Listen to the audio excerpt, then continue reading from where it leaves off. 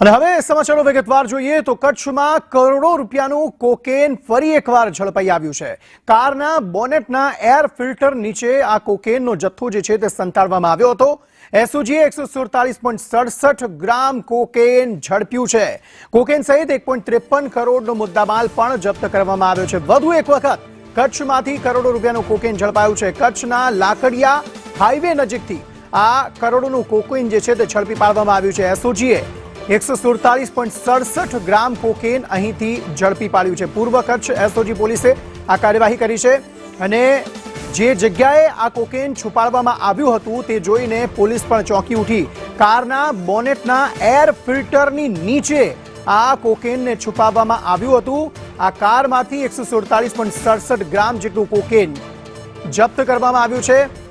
આરોપીઓની પણ જપ્તી કરવામાં આવી, જેમાં 2 મહિલાઓ પણ છે। એસઓજીએ 147.67 ગ્રામ કોકેન જે છે તે ઝડપી પાડ્યું છે। આ સહિત લાખોનો જે મુદ્દામાલ છે તે જપ્ત કરવામાં આવ્યો છે અને વધુ તપાસ હાથ ધરવામાં આવી છે। ફરી એકવાર નશાનો સામાન કચ્છમાંથી ઝડપાયો છે અને કેટલાક આરોપીઓની ધરપકડ પણ આ મામલામાં કરવામાં આવી છે।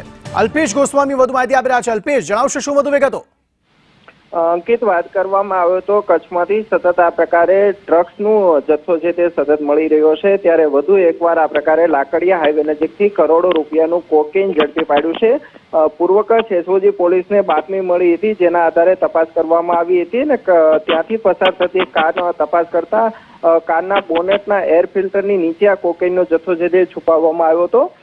કુલ 1,47,00,000 રૂપિયાનું જે કોકેન છે તેમનો જથ્થો હાલ ઝડપી પાડવામાં આવ્યો છે ને જેમાં 2 મહિલા સહિત 4 આરોપીની ધરપકડ કરવામાં આવી છે। આ તમામ આરોપીની વિરુદ્ધમાં એનડીપીએસ એક્ટ મુજબ ગુનો નોંધીને વધુ તપાસ હાથ ધરવામાં આવી છે।